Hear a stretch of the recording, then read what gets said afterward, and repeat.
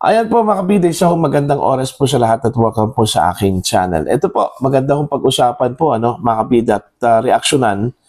Ito hong sinabi po ni Senator Tito Soto bilang paliwanag po mga kabida, biro lang daw yung kanila hong meeting kung saan po ay pinag-usapan daw nila ito hong pagbabago ng ating saligang batas o charter change po mga kabida sa pamamagitan po ng CONAS, pati pala yung pagiging komedyante po ni Tito Soto, dinala po niya dito ho sa usapin po ng charter change, mga kabida. Alright? Ito yung naging paliwanag po ng senador during the session po ng Senado, matapos pong ipalabas po mga kabida ni Senator Amy Marcos yung video presentation patungkol ho sa CONAS, okay, na sinasabi hong niluluto daw, okay, ng grupo po ni Senator Tito Soto, mga kabida, po. Ito, babasahin ko lang po itong article ng Ang Balita ngayon, Nagbibiruan lang kami, Soto, nagpaliwanag sa umano'y Chacha meeting. Ayan.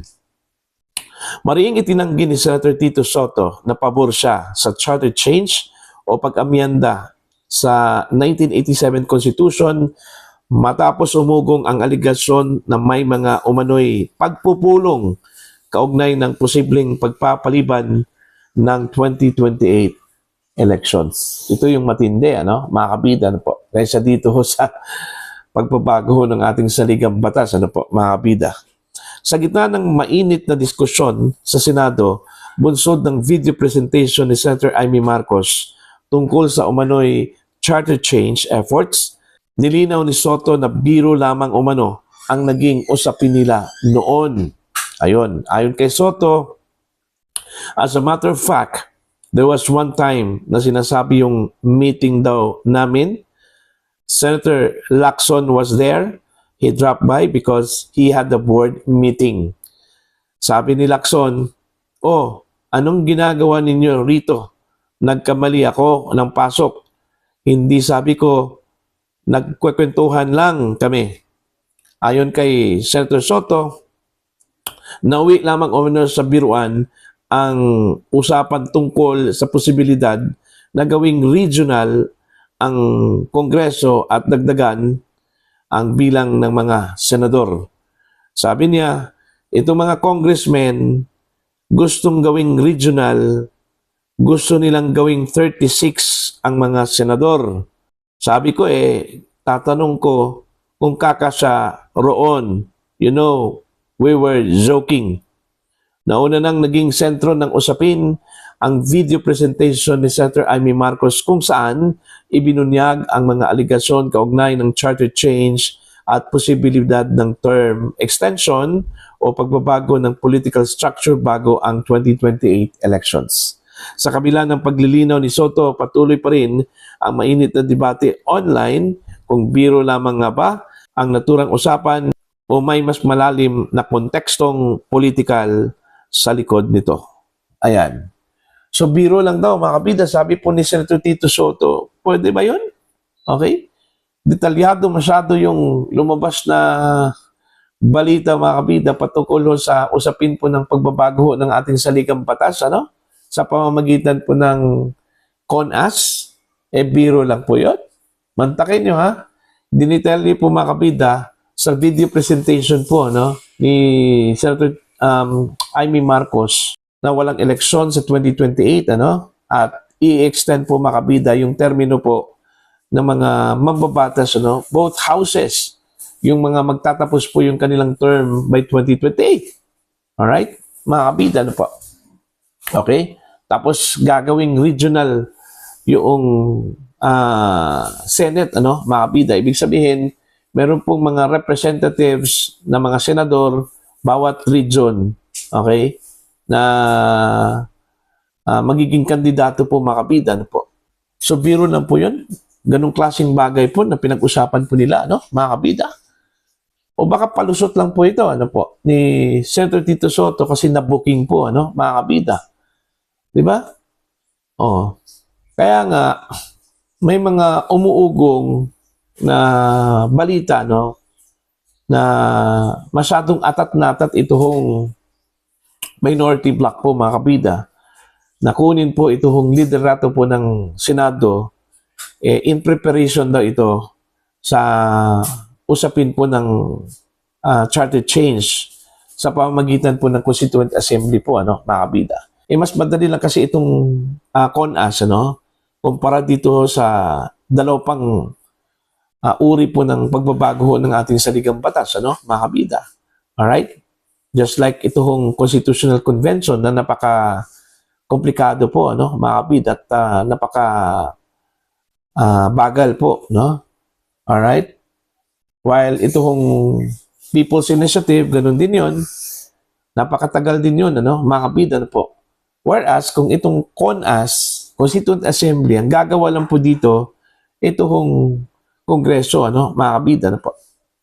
Basta ang importante nun po dito, magkakaintindihan po mga kabida itong dalawang kapulungan, House of Representatives at saka itong Senado, mga kabida. Kaya nga, since hawak po ng administrasyon itong HOR po mga kabida, dapat pati yung Senado kontrolado din ng administrasyon. Kaya nga, matindi yung effort po ngayon, mga kabida, na agawin po itong leadership po ng Senado mula kay Senator Alan Peter Cayetano. Pero ang problema lang po, yun, mahihirapan po itong minority bloc na baliktarin po ang sitwasyon po mga kabida, considering solid masyado itong majority po ngayon mga kabida po. Okay? Now, wala akong problema dito sa usapin po ng charter change.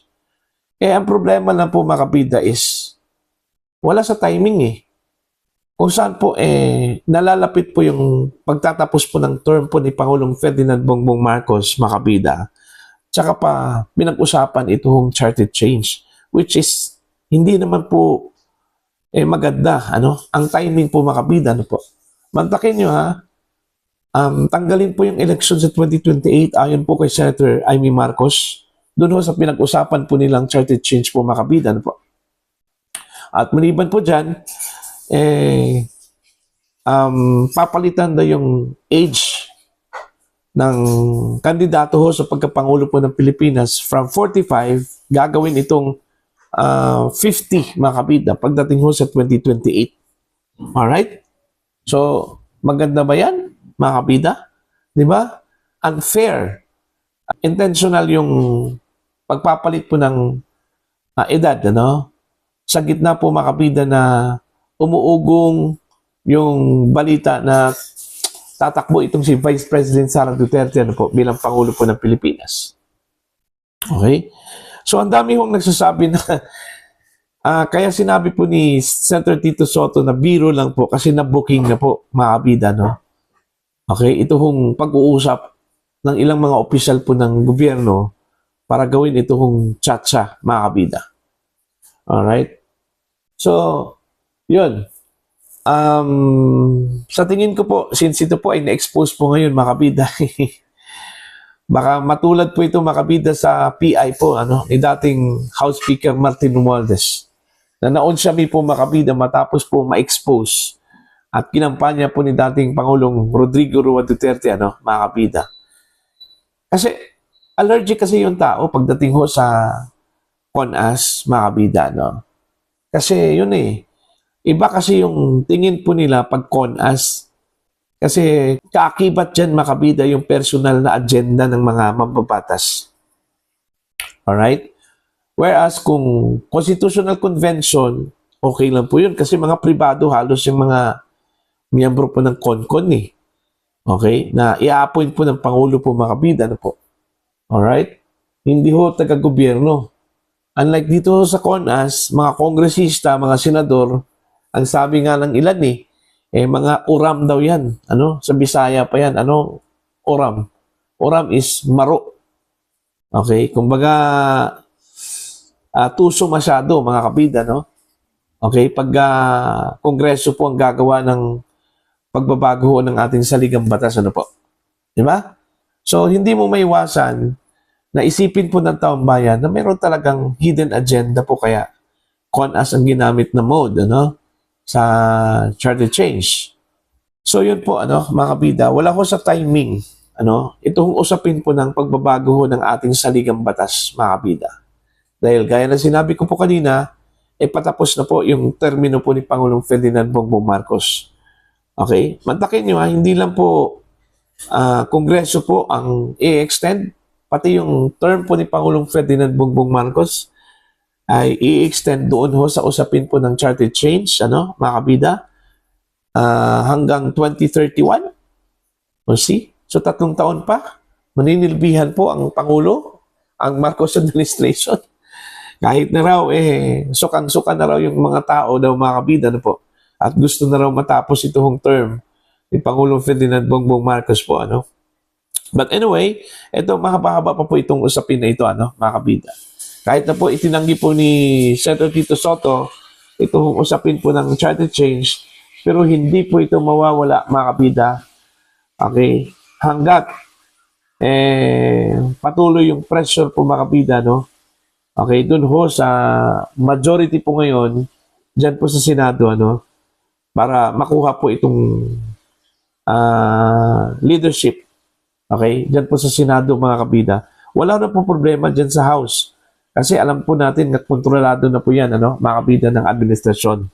Okay, dyan lang talaga sa Senado po, Kasi po, kailangan po nilang makuha yan, para kung meron man po silang binabalak, mga kabida, wala na po problema, walang sagabal po, Alright?